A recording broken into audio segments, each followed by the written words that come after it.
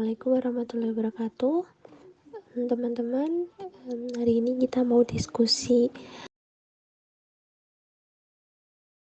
di tugas PJPL pengantar hukum bisnis ya, yaitu mengenai kasus hukum maupun etika dalam berbisnis dari PT Nabisco. Oke ya, kita langsung aja mulai kupas tuntas kasus ini bersama-sama. Waalaikumsalam warahmatullahi wabarakatuh. Waalaikumsalam warahmatullahi wabarakatuh. Waalaikumsalam warahmatullahi wabarakatuh. Baik, Mbak Erna.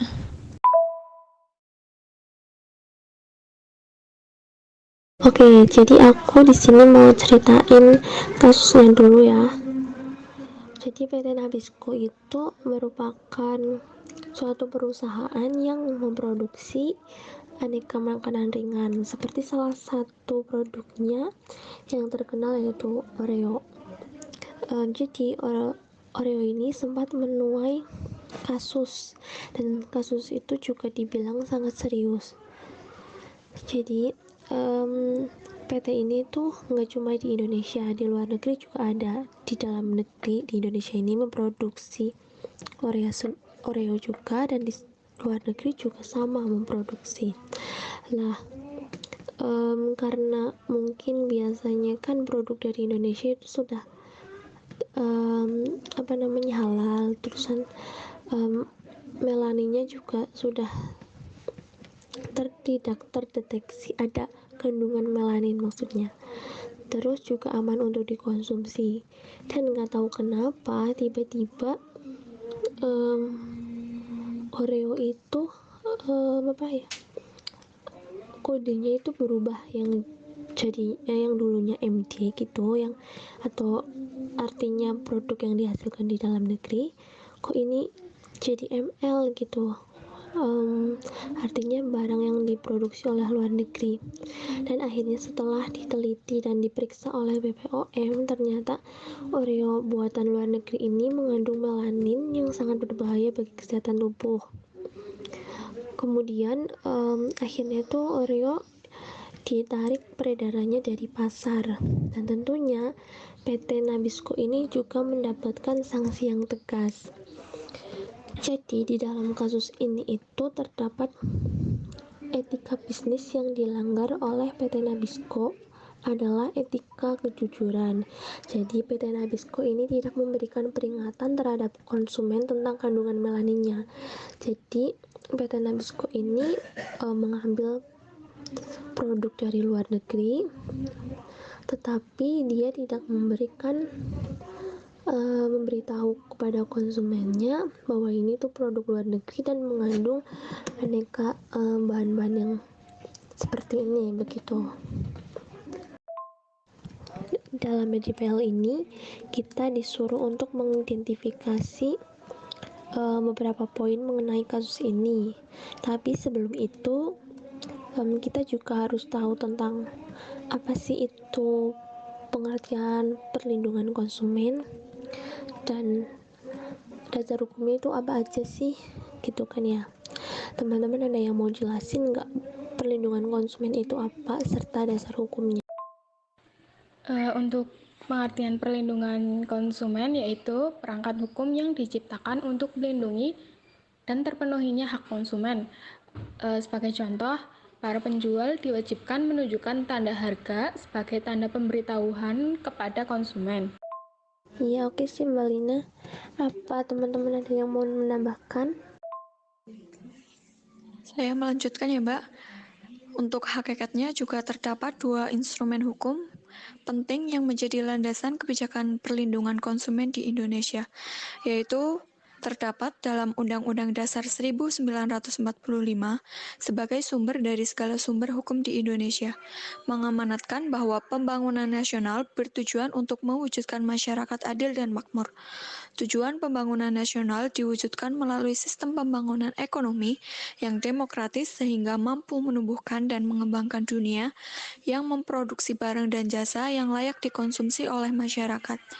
Yang kedua, Undang-Undang Nomor 8 Tahun 1999 tentang Perlindungan Konsumen atau UU PK.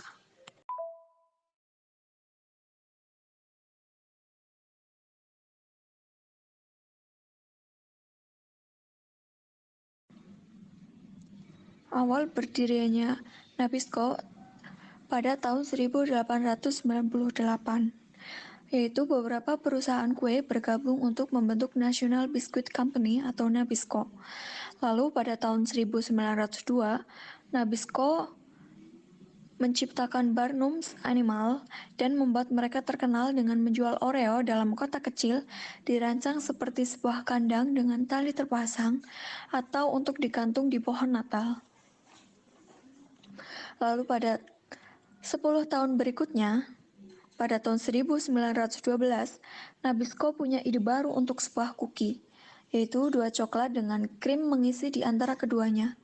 Kuki Oreo pertama terlihat sangat mirip dengan kue Oreo hari ini, dengan hanya sedikit perbedaan dalam desain pada disk coklat.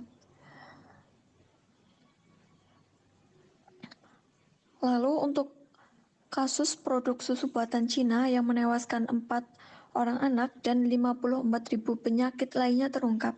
Pemerintah mengadakan peninjauan langsung kepada pasar-pasar dan supermarket untuk memeriksa produk-produk apa saja yang mengandung susu Cina. Kekhawatiran pun semakin meluas ketika diketahui susu impor Cina ini digunakan untuk membuat yogurt, permen, coklat, dan makanan ringan lainnya.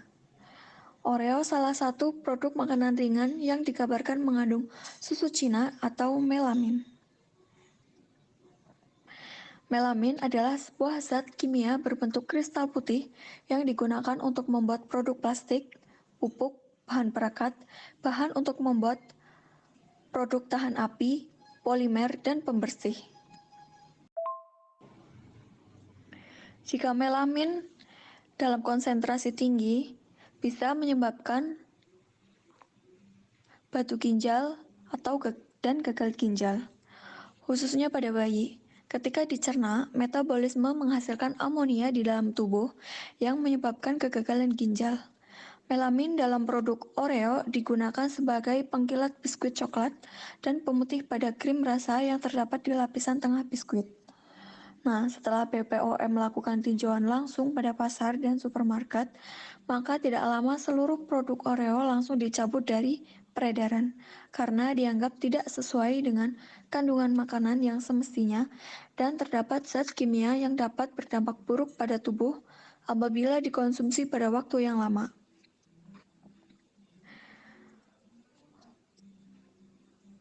Dan pada saat itu juga Oreo ditarik dari pasar.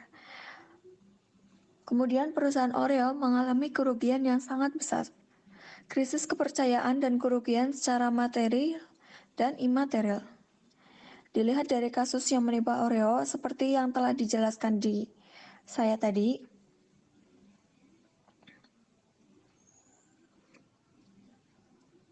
kasus tersebut membuat Oreo benar-benar dalam posisi yang sangat sulit. Oreo mengalami krisis kepercayaan, kondisi di mana publik sudah tidak lagi percaya dan mau menggunakan lagi produk Oreo. Krisis inilah yang paling parah bagi sejarah perusahaan karena apabila publik sudah tidak percaya lagi pada produk tersebut, maka akan berdampak besar bagi kelanjutan perusahaan.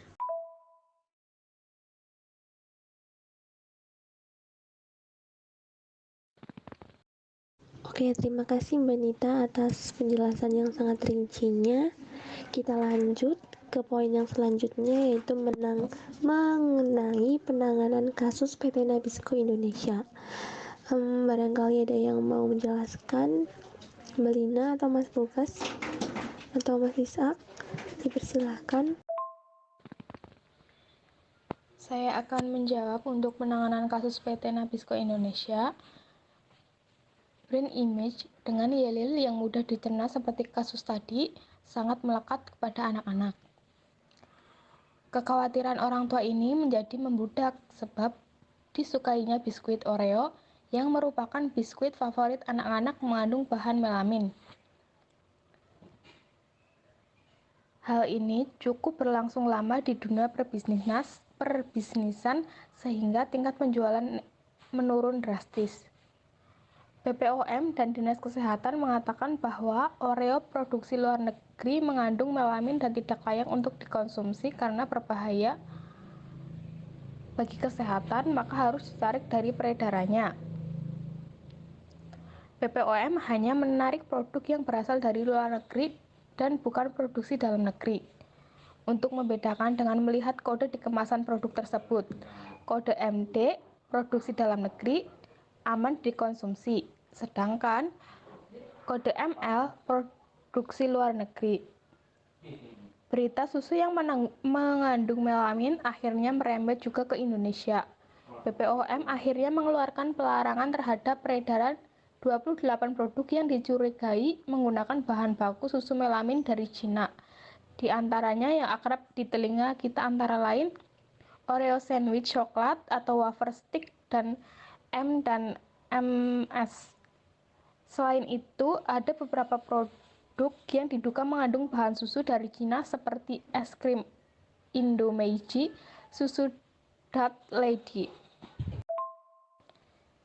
Jika dilihat menurut undang-undang, PT Nabisco sudah melanggar beberapa pasal, yaitu pasal 4 hak konsumen dan pasal 7 kewajiban pelaku usaha, pasal 8 pelaku usaha dilarang memproduksi atau memperdagangkan barang atau jasa yang tidak memenuhi atau tidak sesuai dengan standar yang dipersyaratkan dan ketentuan peraturan perundang-undangan.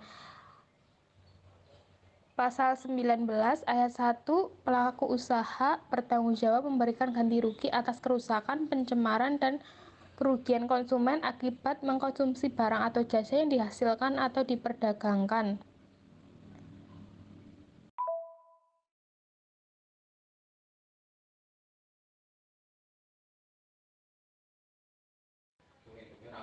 Untuk langkah yang diambil. Terima kasih Mbak Lina atas jawabannya. Sekarang lanjut ke poin yang selanjutnya, yaitu dampak dari pelanggaran hak konsumen. Di sini saya sendiri yang akan menjelaskannya ya. Jadi adanya pelanggaran hak konsumen yang dilakukan oleh PT Nabisco Indonesia menyebabkan adanya krisis kepercayaan yang membuat perusahaan itu sendiri merugi.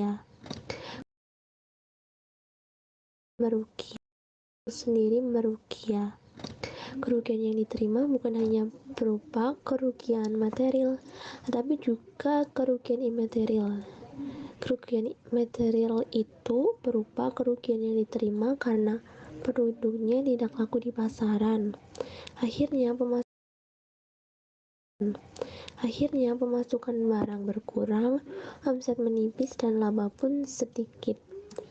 Inilah yang dinamakan kerugian material, yaitu kerugian yang berhubungan dengan uang ya. Kemudian kerugian imaterial yaitu kerugian yang diterima atau hilangnya kepercayaan konsumen terhadap produk yang dipasarkan. Antara kerugian material dan imaterial ini memiliki hubungan yang sangat erat karena keduanya mempengaruhi kelangsungan perusahaan. Setelah kasus tersebut, PT Nabisco akhirnya mempertanggungjawabkan atas kesalahannya. Nah, hal itu dijelaskan di dalam poin ke-6, yaitu mengenai pemulihan hak konsumen.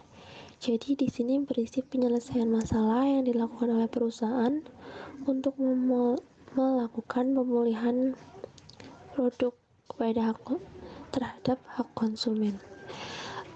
Bagi teman-teman yang mau menjelaskan, silakan. Untuk langkah yang diambil yaitu dengan pendekatan public relation oleh PT Kraft Indonesia untuk mengembalikan kepercayaan konsumen yang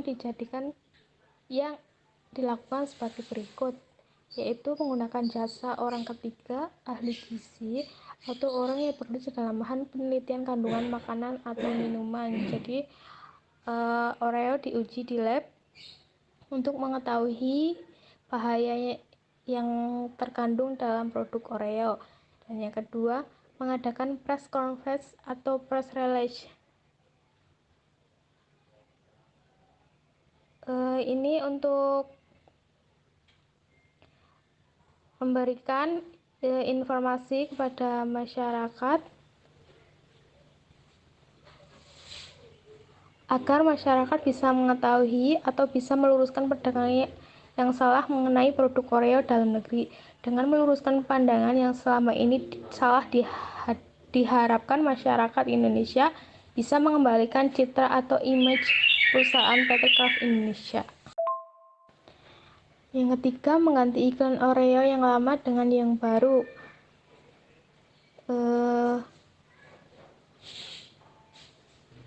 Di mana yang inti iklan tersebut menyampaikan pesan bahwa produk Oreo dalam negeri aman untuk dikonsumsi. Dan yang keempat, melakukan pendekatan dengan masyarakat atau konsumen dengan menciptakan kegiatan bertajuk, yaitu bermain siapa takut bersama Mr. Oreo.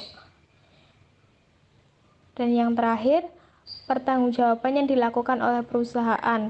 Pertanggungjawaban yang dilakukan oleh perusahaan melakukan ganti rugi atas kerusakan, pencemaran atau kerugian konsumen akibat mengkonsumsi barang atau jasa yang dihasilkan atau diperdagangkan sebagai yang tercantum pada pasal 19 ayat 1. Untuk kembali meyakinkan konsumen atas produk Oreo yang sudah aman untuk dikonsumsi, perusahaan melakukan berbagai kegiatan di sejumlah wilayah Indonesia dengan tajuk bermain siapa takut dengan Mr. Oreo. Tujuan dari kegiatan ini adalah pendekatan kembali kepada masyarakat Indonesia. Selain menciptakan image yang baru agar terlepas dari isu yang lama akan kandungan bahan berbahaya, maka dengan kegiatan ini dapat memperoleh informasi kandungan di setiap produk makanan yang dibelinya atau mengetahui kode produk yang harus diwaspadai, jaminan mutu pangan, dan kandungan pembuatan produknya. Mungkin itu penyelesaian masalah yang dilakukan perusahaan untuk melakukan pemulihan produk Oreo. Begitu Mbak Erna. Oke, udah selesai semuanya ya dari poin 1 sampai 6. Di sini saya mau menyimpulkan bahwa kasus pelanggaran pada perusahaan itu semakin meningkat baik dalam bidang produksi maupun bidang sumber daya manusia dan lingkungan. Untuk itu diharapkan agar pemerintah dapat memberikan sanksi hukum yang tegas terhadap perusahaan yang melanggar hukum bisnis. Sanksi yang tegas diberikan dengan tujuan untuk memberikan efek jera terhadap perusahaan tersebut. Sebagai perusahaan, untuk perusahaan diharapkan agar lebih bijak dalam mengelola perusahaannya. Dalam hal ini dapat mementingkan konsumen dan kondisi kelayakan produk serta keramahan pada lingkungan setempat. Jadi agar dapat berjalan lancar atau berjalan dengan baik di dalam suatu perusahaan, bukan hanya mementingkan keuntungan atau laba semata, melainkan juga produksi produk, konsumen, lingkungan, dan lain sebagainya. Terima kasih teman-teman atas partisipasinya. Saya akhiri. Wassalamualaikum warahmatullahi wabarakatuh. Baik, Mbak Erna. Wassalamualaikum warahmatullahi wabarakatuh.